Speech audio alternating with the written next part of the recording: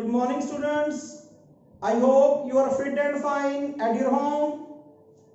तो बेटे आज हम शुरू कर रहे हैं +2 क्लास का next topic that is mobility और इसके साथ ही हम करेंगे relation between current and drift velocity.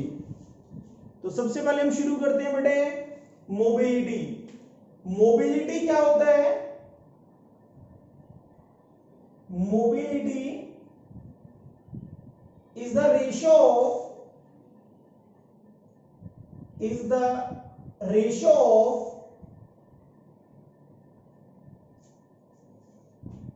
magnitude of drift velocity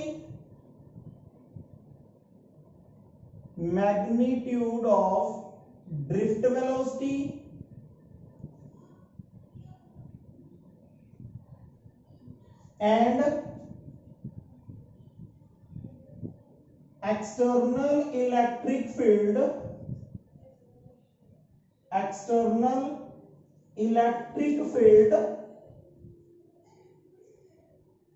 applied across the conductor। तो बेटे मोबिलिटी क्या होती है? Mobility is the ratio of magnitude of drift velocity and external electric field applied across the conductor। इसको हम denote करते हैं mu से and mu is equal to drift velocity to the electric field applied. और drift velocity का concept हम already कर चुके हैं।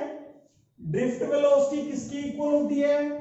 Drift velocity is equal to e tau over m. ये वैल्यू यहां पुट कर दें आप, तो यहां से हमारे पास आएगा ई टाउ ओवर एम और नीचे डिवाइड में ई है तो ई से डिवाइड कर दिया हमने। ई के साथ ई कैंसिल हो गया तो हमारे पास मोबिलिटी का ये रिलेशन आ गया E tau over m। This is the expression for mobility. अगर हमने mobility of electron find out करना हो तो mobility for electron that is me। e means electron, तो me is equal to e charge on electron, t time period for electron and m that is mass of electron. तो ऐसे हम denote कर देंगे mobility of electron को। Similarly अगर हम निकालें मोबिलिटी फॉर होल्स निकालेंगे तो एम एच से डिनोट करेंगे। एच मींस होल्स, और दैट इज होल हो या इलेक्ट्रॉन हो दोनों पे चार्ज सेम होता है, बस फर्क होता है कि होल के ऊपर पॉजिटिव चार्ज होता है और इलेक्ट्रॉन के ऊपर नेगेटिव चार्ज होता है। तो E time period for hole and mass of holes. This is the mobility of electron and mobility of holes. अगर हम बात करें यूनिट ऑफ मोबिलिटी की,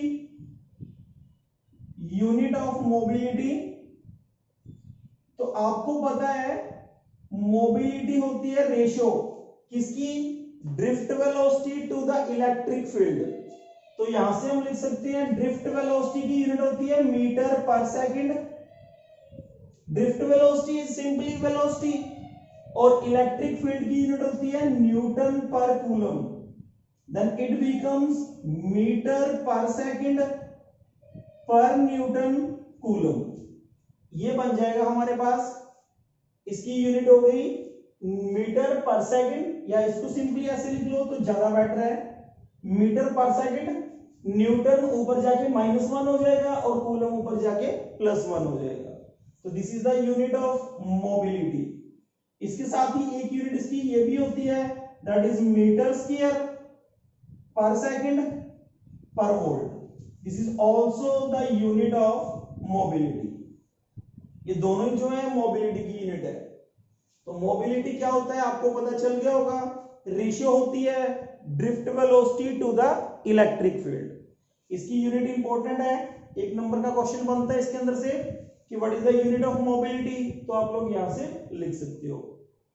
उसके बाद हम करते हैं बेटा relation between current and drift velocity. Current और ड्रिफ्ट वेलोसिटी में हमने रिलेशन फाइंड आउट करना है, तो इसके लिए हमने एक कंडक्टर मान लिया, a conductor of area A and length L. एक कंडक्टर है जिसकी लेंथ एल है और उसका जो एरिया है वो कितना है, ए है, और यहां से हमने एक्सटर्नल बैटरी के साथ उसको जोड़ रखा है।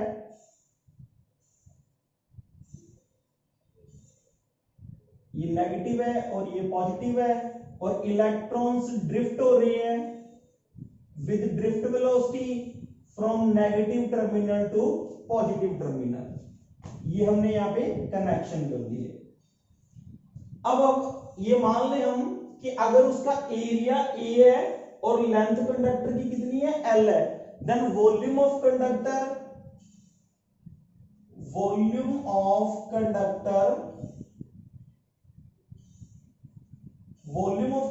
क्या होगा, ये टॉपिक कर रहे हैं बेटा। वॉल्यूम ऑफ कंडक्टर हमारे पास हो जाएगा A L, area into length, हमारे पास वॉल्यूम बन गई। अगर हम मान लें कि n be the number of electrons per unit volume,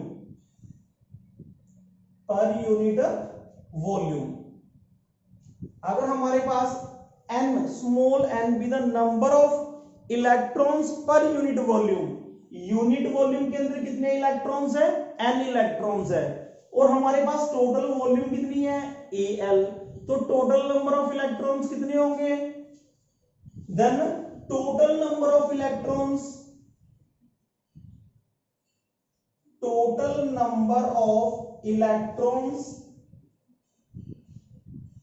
in volume Al, तो कितने हो जाएंगे बेटा, total number of electrons capital N और N into Al, this is the total number of electrons. और अगर हम ये मान लें कि if E be the charge on each electron,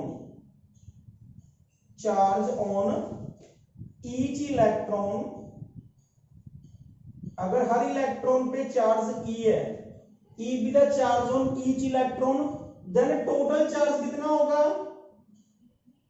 total charge कितना होगा बेटा, एक इलेक्ट्रॉन पे ई चार्ज है और हमारे पास इलेक्ट्रॉन कितने हैं, इतने इलेक्ट्रॉन्स है, तो टोटल चार्ज फाइंड आउट करना है, तो एक इलेक्ट्रॉन के चार्ज को नंबर ऑफ इलेक्ट्रॉन से मल्टीप्लाई कर दें आप, तो हमारे पास टोटल चार्ज आ जाएगा। तो Q is equal to NE, और N की वैल्यू हमने यहां पे पुट कर दी, that is NaL into E, this is the total charge. Total charge आ गया उस कंडक्टर के अंदर जिसके अंदर कितने इलेक्ट्रॉन्स थे, कैपिटल N इंटू E, इतने इलेक्ट्रॉन्स थे उसके अंदर। अब अगर हम ये मान लें कि let V is the potential difference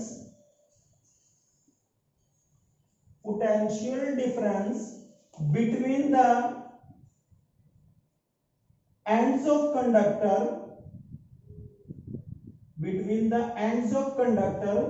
then electric field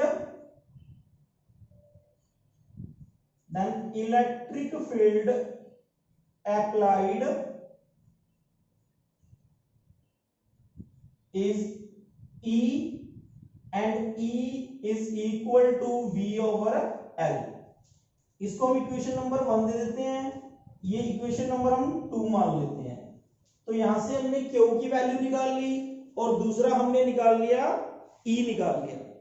अब हमने क्या करना है, मैंने आपको अभी बताया बेटा, देखो कि जो इलेक्ट्रॉन्स हैं वो ड्रिफ्ट हो रहे हैं विद ड्रिफ्ट वेलोसिटी Vd, और कहां से कहां चल रहे हैं, नेगेटिव एंड से पॉजिटिव एंड के ऊपर चल रहे हैं। तो एक इलेक्ट्रॉन जो नेगेटिव से पॉजिटिव के ऊपर जा रहा है उसने कितना डिस्टेंस कवर किया है, एल डिस्टेंस कवर किया है। और कितनी स्पीड से जा रहा है, कितनी वेलोसिटी से जा रहा है, वो ड्रिफ्ट वेलोसिटी से जा रहा है। तो उसको एल डिस्टेंस कवर करने में कितना टाइम लगेगा, हम वो टाइम निकाल लेते हैं। तो देखते हैं बेटा टाइम कैसे निकालना है हमने। अगर हम ये मान लें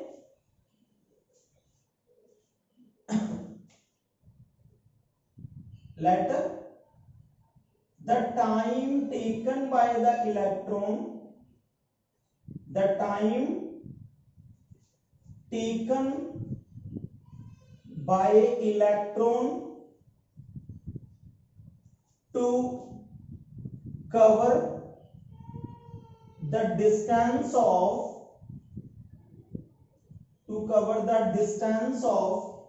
conductor moving with velocity vd।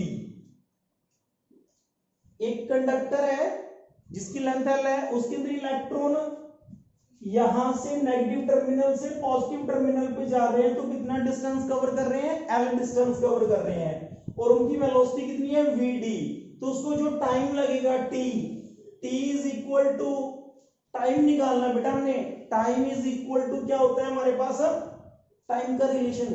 What is the relation of time, time का रिलेशन बेटा क्या होता है, you know very well, time is equal to distance upon velocity. Distance कितनी कवर कर रहा है वो एल, और मूव कितनी वेलोसिटी से कर रहा है, vd से। अब हमारे पास क्या कुछ आ गया, हमारे पास टाइम आ गया, हमारे पास चार्ज आ गया। अब हमने करंट निकालना है। करंट कैसे निकालते हैं, we know that the current produced in conductor, the current produced in conductor